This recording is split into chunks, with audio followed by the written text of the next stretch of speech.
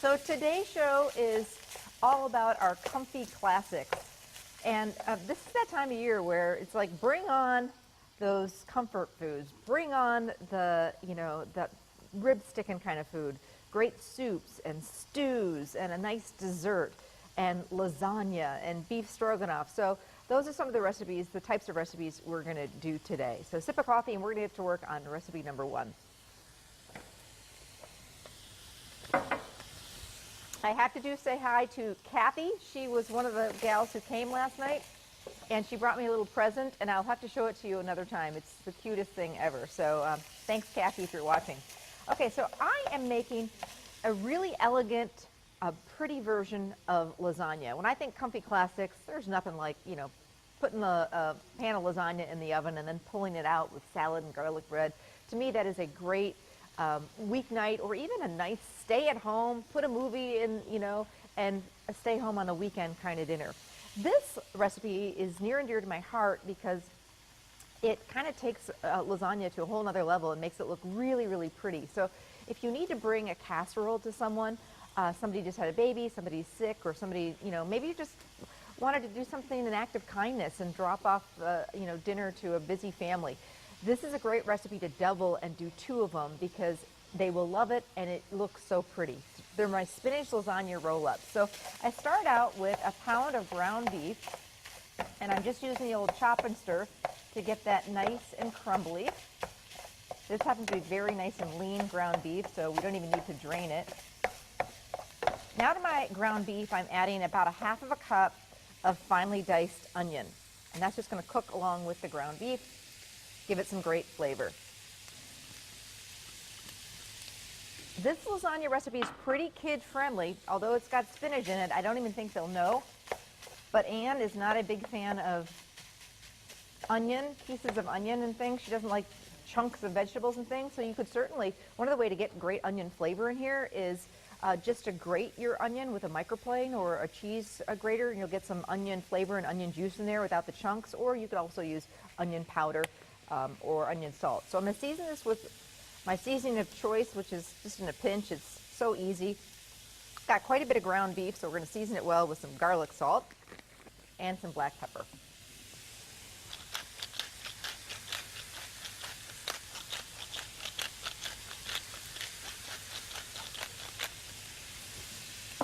So I'm just going to let that onion cook for just a little bit. I actually think I need a little olive oil, being that that meat was so lean. Okay. So ground beef is good, doing its thing. Now we're going to get to the ricotta cheese filling part of this recipe. Greg, I'm dreaming of the dessert. Greg, my director, who directs my show, went with me last night. He was my date. Bob was running cover Ireland. My daughter Ireland is in the High School Musical, which is going on at her school, Notre Dame Academy, coming up not this weekend, but next weekend. They're doing the musical Anything Goes. And anybody can come, by the way. She wanted me to get the word out. But anyway, Bob was running her to practice and home last night, so he couldn't go with me the big night out. So Greg went, and he was my driver, and just Greg's been director of my show since it started, and Good Day Wisconsin before that. So anyway, when dessert came out, it was this warm, chocolatey, wonderful dessert. And he was such a sweetheart that he brought it home to his wife. So did Linda like the dessert, Greg? All right, good to hear. Okay, so now for the ricotta cheese filling, we're actually going to do 2 eggs.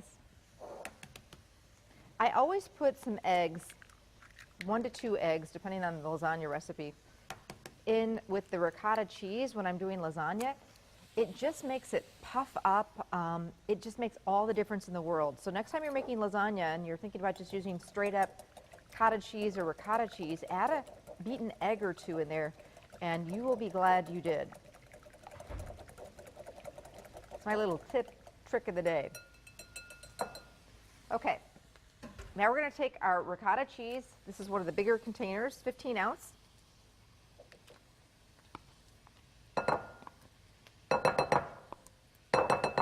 Mix that in there.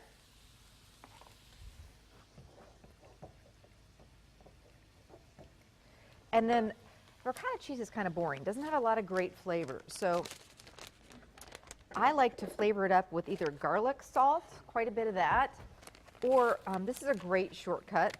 This is a packet of dry spinach pesto mix, and it really is going to give this mixture, the creamy, cheesy mixture, some great flavor. Won't be boring, and sometimes that middle layer of the ricotta is okay, but it could use a little more flavor. Also makes it a pretty green color. Then we've got some grated Parmesan, a little bit of mozzarella, but we're going to save most of it for the top. And this is a spinach lasagna roll-up. So we're actually going to take 1 box of frozen spinach. Just let it thaw, or you can even be partially frozen a little bit. And while I'm doing that, I'm going to start adding some of the rest of the ingredients to my sauce, so I'm kind of bouncing around here. So to our ground beef and our softened onion, I'm adding 1 jar, your favorite or whatever's on sale, of marinara or spaghetti sauce. You're going to find quite a bit of sauce stuck in that jar after you dump it out. Throw a little water in there, shake it around, and that way you're going to get every little bit of sauce out of that jar. Also going to hit this with some dry white or red wine. We love our Door Peninsula wines, and that's a great way to give, if you're using jarred spaghetti sauce, my mom always added a little bit of wine to her spaghetti sauce, red or white, just a dry wine, so like a Chardonnay or Pinot Grigio if you're using white, or a Merlot or a Cab, or just a nice dry wine, and it takes an ordinary jar sauce. It's unbelievable the difference it can make to, makes it look like you made it from scratch. And I'm all about jazzing things up. So. And the alcohol will cook off. You're just left with some great flavor. All right, now we've got 1 can of crushed tomatoes. So this is going to be our sauce or our lasagna. So I'm just going to let that simmer for a little bit. I'm going to start putting these roll-ups together. At home, let this simmer for about 5 minutes or so. Lasagna is the ultimate make-ahead, and this is a great freeze-ahead meal. So that's why I said, why not make 2, 1 for now and 1 for later, and double the recipe. So I'm taking my spinach, and you have nice clean hands. And I just want to squeeze it dry. I don't want to have any of the water from that spinach. I don't want that to get into this is kind of a messy job, and really the only way to do it is with nice clean hands. And there's quite a bit of water in that frozen spinach, so whenever you're using boxed frozen spinach in recipes, don't skip this step, especially if you're doing like a spinach dip or spinach artichoke dip. Frozen spinach is a great shortcut, but it is really waterlogged, so I want to get all that water out of there. Okay. Perfect. Give my hands one more wash. And let the rolling begin. So instead of layering, we're going to make the prettiest ever, like I said, the recipe is called spinach lasagna roll-up. So in goes our spinach with to our ricotta mixture. Okay.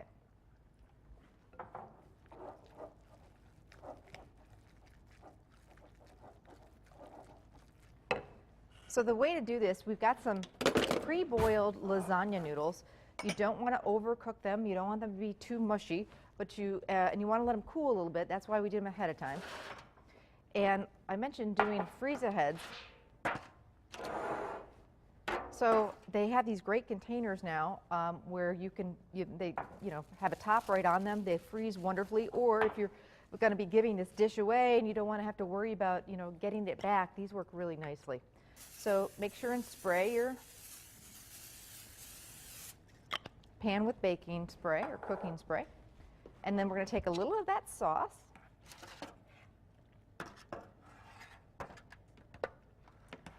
and just ladle that into the bottom of our pan.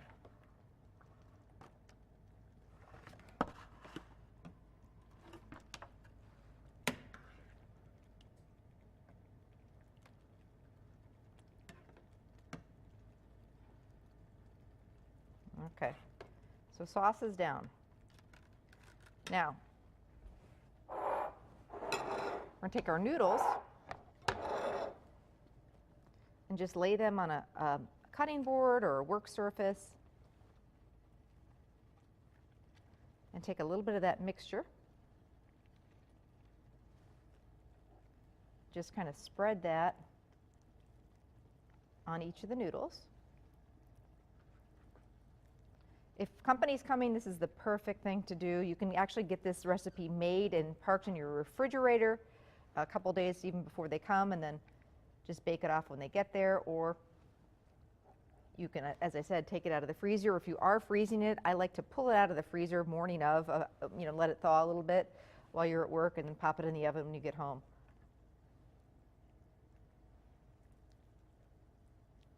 So at this point, we just roll these babies up. Try and keep the filling as much as you can right in there. And then you want to do them seam side down. So the presentation of this is, and not only does this taste great, but the presentation of it is really what makes it so special. So you get the idea. Just keep rolling like an assembly line. And each roll is going to serve, depending on how hungry, probably count on 1 to 2 rolls per person. And then you're going to take the remainder of this sauce, drizzle that over the top, and some more shredded mozzarella cheese over the top right before baking. And come back with me. These are so gorgeous. I like to cover these for a little bit and then uncover them the last 5-10 minutes or so. But yeah, how absolutely gorgeous is that? Talk about a comfy classic. My spinach lasagna roll-ups. Serve it with a nice big salad, some garlic bread, and you have one happy family or dinner party. And we'll put the recipe on our website. Coming up, we're making a big batch of hearty soup, perfect for this time of year, a great dessert, and lots more. So don't go anywhere. Also, we're talking holiday wines. Thanksgiving's right around the corner. You need to bring wine. We'll show you what's out there. So stay with us.